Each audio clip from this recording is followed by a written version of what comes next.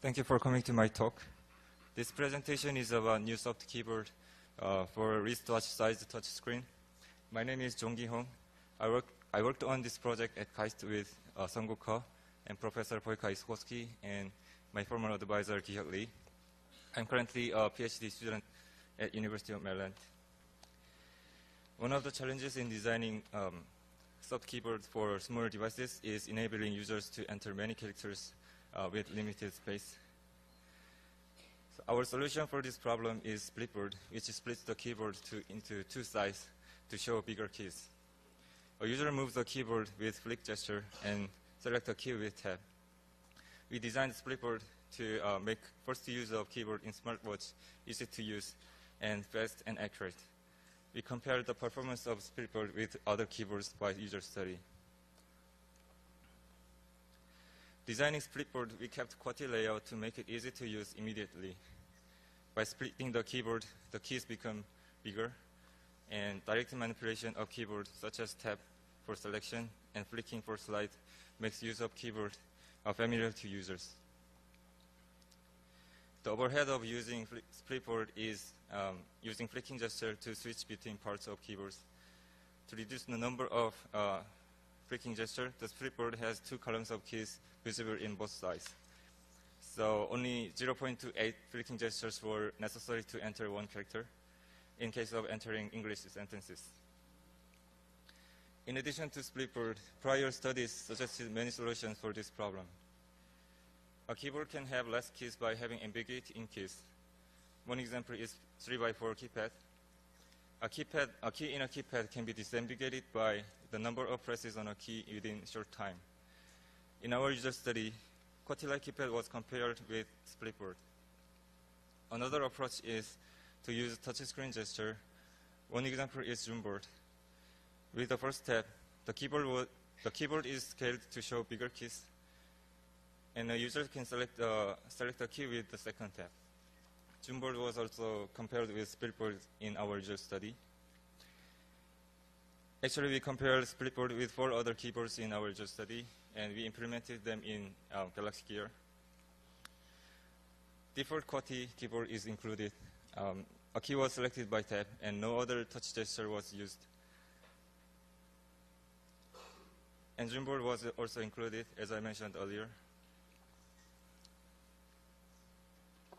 We included a keyboard with 3x4 keypad layout. Qwerty-like keypad is kind of keypad which has optimized layout for performance. SlideBoard is a keyboard that is representing keyboard with tap slide gesture, such as message which is another keyboard with tap slide gesture. In SlideBoard, 2 alphabets are mapped to one key, and a user can select a key by landing a finger on the key and select an alphabet with the direction of the slide. SlideBoard was compared with these 4 keyboards. Since comparing all keyboards at the same time makes the participants too tired, we separated participants into 2 groups with different keyboards. Group A compares SplitBoard with default Qwerty and ZoomBoard. In Group B, SplitBoard was compared with Qwerty-like keypad and SlideBoard.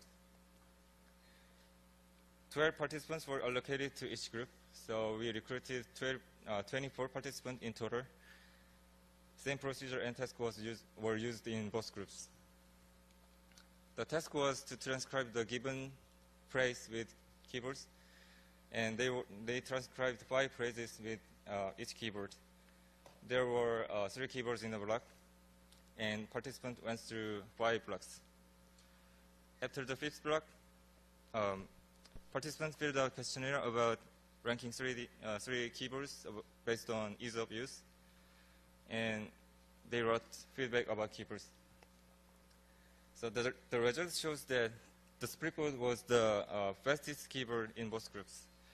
In statistical analysis, SplitBoard was significantly faster than 4 other keyboards.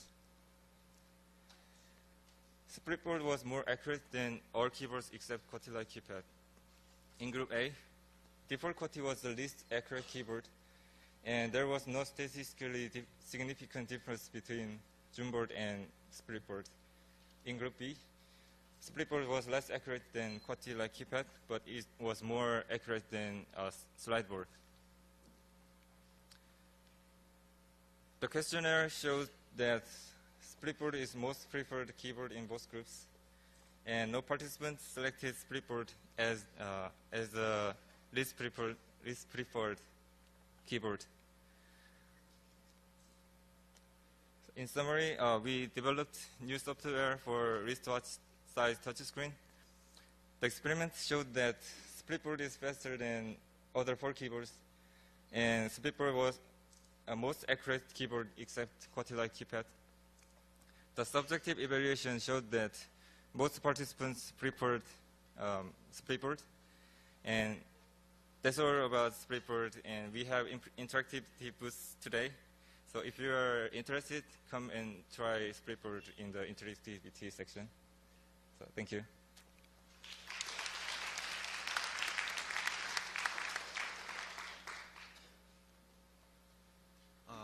Thank you for the presentation. I'm Paul from Posttech. In Korean, as you know, like the keyboard layouts are like separated according to their consonant. If they are consonant, they are left-hand side, and if they are vowel sound, they are at the right-hand side. In that case, maybe it can be slower than other keyboard types. Do you have any idea to solve that problem?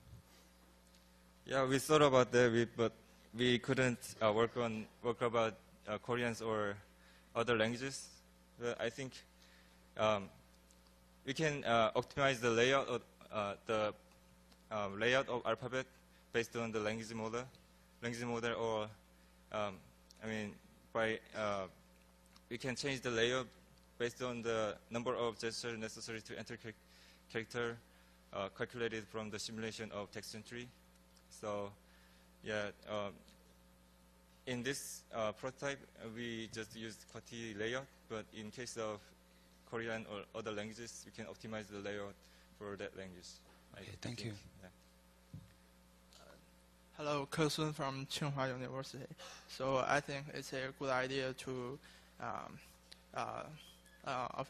your solution is maybe a good idea for smartwatch text entry. So my question is, Qwerty layout was originally invented for many reasons. One of them is that we separate hotkeys to long distance, maybe 2 hands frequently.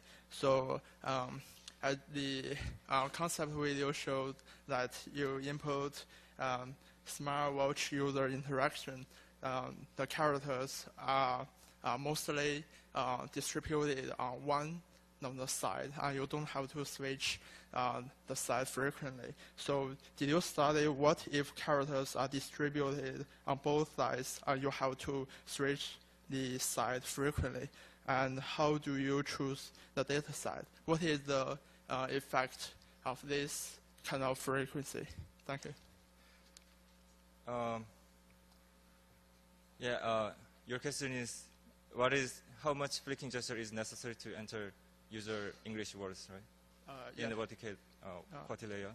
So, as I said in the presentation, we calculated the number of flicking gesture for one character based on the 500 phrases from standard set of text entry.